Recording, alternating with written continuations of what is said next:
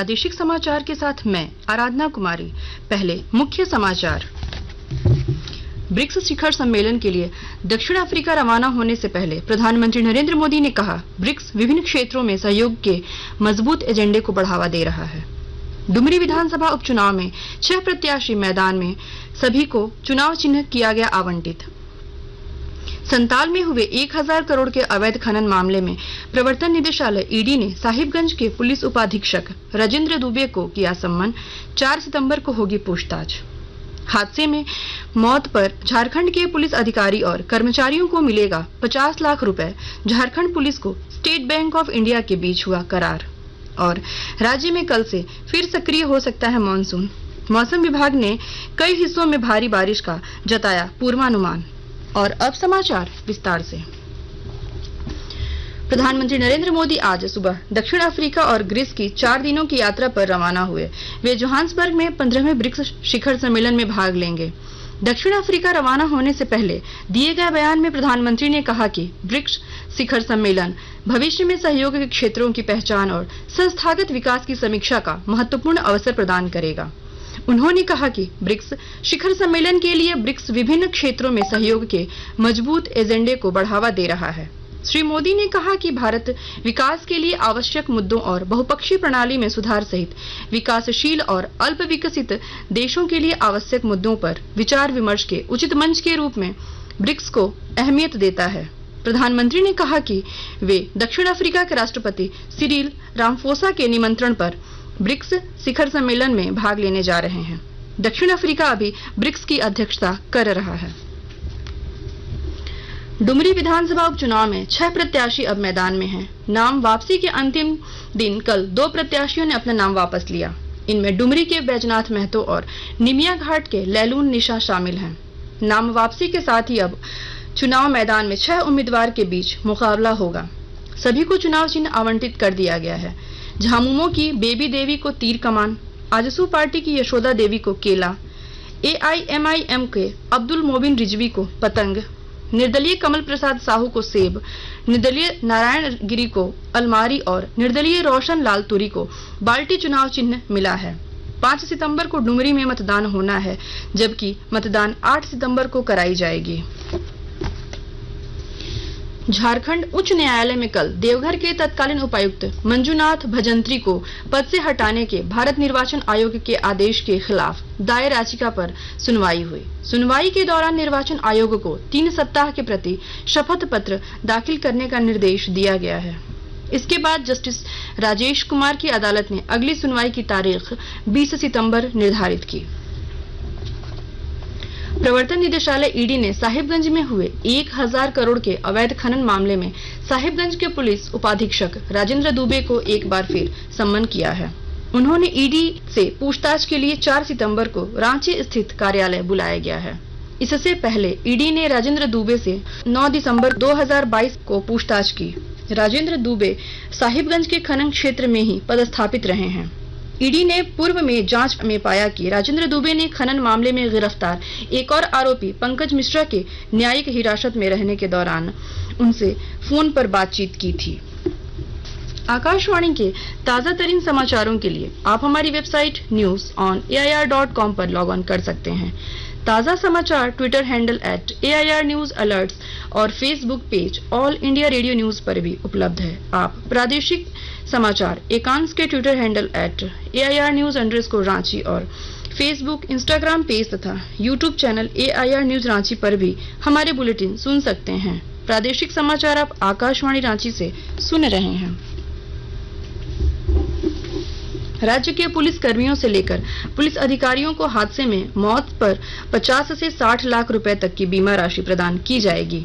इसे लेकर झारखंड पुलिस और स्टेट बैंक ऑफ इंडिया के बीच कल करार हुआ।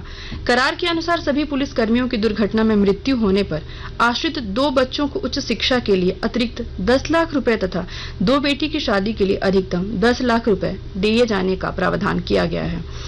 राज्य में कार्यरत करीब 66,000 पुलिस कर्मियों सहित पुलिस अधिकारियों को इस करार का लाभ मिलेगा। राज्य सरकार ने भारतीय प्रशासनिक सेवा के 14 अधिकारियों का तबादला और पदस्थापन किया है। अमित कुमार को रांची नगर निगम का आयुक्त बनाया गया है। उनको आरआरडीए के उपाध्यक्ष का भी अतिरिक्त प्रभार सौंपा गया है। लंबे समय से रिक्त चल रहे कृषि निदेशक के पद पर संजय सिन्हा को पदस्थापित किया गया है। लोहरदगा में समावेशी शिक्षा अंतर्गत प्राथमिक विद्यालयों के प्रभारी शिक्षकों और दिव्यांग बच्चों के अभिभावकों का एक दिवसीय उन्मुखीकरण कार्यशाला आयोजित किया गया। विस्तृत ब्यौरा दे रहे हैं हमारे संवाददाता। लोहरदगा जिला में समावेशी शिक्षा अंतर्गत प्राथमिक विद्यालयों के प्रभारी शिक्षकों और दिव्यांग बच्चों के अभिभावकों का एक दिवसीय उन्मुखीकरण कार्यशाला आयोजित की गई। वित्तीय वर्ष 2023-24 के लिए समावेशी शिक्षा अंतर्गत सभी प्राथमिक विद्यालयों के प्रभारी प्रधानाध्यापकों और दिव्यांग बच्चों के अभिभावकों को प्रशिक्षण दिया गया। इसके अंतर्गत दिव्यांग बच्चों के माता पिता एवं समुदाय को संवेदीकृत कर समावेशी शिक्षा को सफल बनाने के लिए समाज के विभिन्न आयामों को समावेशी शिक्षा के प्रति जागरूक करने का सार्थक प्रयास किया गया। कार्यक्रम का मुख्य उद्देश्य दिव्यांग बच्चों को उनकी क्षमता अनुरूप उनकी दिव्यांगता के आधार पर पहचान करते हुए शिक्षा की मुख्य धारा में बनाए रखने का प्रयास किया जाना है। गोपी कृष्ण कुंवर, आकाशवाणी समाचार, लोहरदगा। झारखंड में मानसून एक बार फिर कल से सक्रिय हो सकता है। मौसम केंद्र के पूर्वानुमान के अनुसार 25 अगस्त तक राज्य के कई हिस्सों में बारिश हो सकती है। इसे लेकर मौसम केंद्र ने येलो अलर्ट जारी किया है। राज्य के उत्तर पूर्वी तथा उत्तर पश्चिमी भागों में कल कहीं कहीं भारी बारिश के आसार हैं। 24 अगस्त को उत्तर पूर्वी के साथ निकटवर्ती मध्य भागों में कहीं कहीं गर्जन वज्रपात के साथ भारी बारिश हो सकती है। 25 अगस्त को उत्तर पूर्वी भागों में कई स्थानों पर भी बारिश होने का अनुमान है। मौसम विभाग के अनुसार 26 अगस्त से मानसून के कमजोर होने का पूर्वानुमान है। भारतीय जूनियर पुरुष हॉकी टीम ने जर्मनी में 4 देशों के टूर्नामेंट में इंग्लैंड को 4-0 से हरा दिया है। भारत की ओर से राजेंद्र सिंह, आमिर अली, अमनदीप लकड़ा और अरिजीत सिंह हुंदल ने एक-एक गोल किए। इस जीत के बाद भारत लीग चरण तालिका में शीर्ष पर है और टूर्नामेंट के फाइनल में जर्मनी से भिड़ेगा। और अब अखबारों की सुर्खियां। राज्य से प्रकाशित होने वाले अधिकांश अखबारों ने चंद्रयान 3 के लैंडर से संपर्क में आया चंद्रयान 2 ऑर्बिटर की खबर को पहले पन्ने पर प्रमुखता से प्रकाशित किया है। प्रभात खबर लिखता है, चंद्रमा के निकटतम बिंदु पर चंद्रयान 3 लैंडर विक्रम ने भेजी चंद्रमा के सुदूर पार्श्व भाग की तस्वीरें। दैनिक भास्कर की सुर्खी है, हादसे में मौत पर झारखंड के पुलिस अधिकारियों और कर्मचारियों को एसबीआई देगा 50 लाख रुपए, हुआ करार।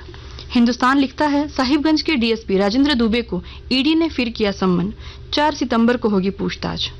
दैनिक जागरण ने लिखा है, भारत ने पाकिस्तान पर फिर की सर्जिकल स्ट्राइक। रांची एक्सप्रेस ने पहले पन्ने पर लिखा है, मुख्यमंत्री हेमंत सोरेन ने कहा, झारखंड को जड़ से मजबूत करने का हो रहा है प्रयास। अंग्रेजी अखबार हिंदुस्तान टाइम्स और द टाइम्स ऑफ इंडिया ने भी चंद्रयान 2 ने विक्रम से साधा संपर्क की खबर को पहले पन्ने की सुर्खी बनाई है। अंत में मुख्य समाचार एक बार फिर। ब्रिक्स शिखर सम्मेलन के लिए दक्षिण अफ्रीका रवाना होने से पहले प्रधानमंत्री नरेंद्र मोदी ने कहा, ब्रिक्स विभिन्न क्षेत्रों में सहयोग के मजबूत एजेंडे को बढ़ावा दे रहा है। डुमरी विधानसभा उपचुनाव में 6 प्रत्याशी मैदान में, सभी को चुनाव चिन्ह किया गया आवंटित। संताल में हुए 1000 करोड़ के अवैध खनन मामले में प्रवर्तन निदेशालय ईडी ने साहिबगंज के पुलिस उप महाधीक्षक राजेंद्र दुबे को किया सम्मन, 4 सितंबर को होगी पूछताछ।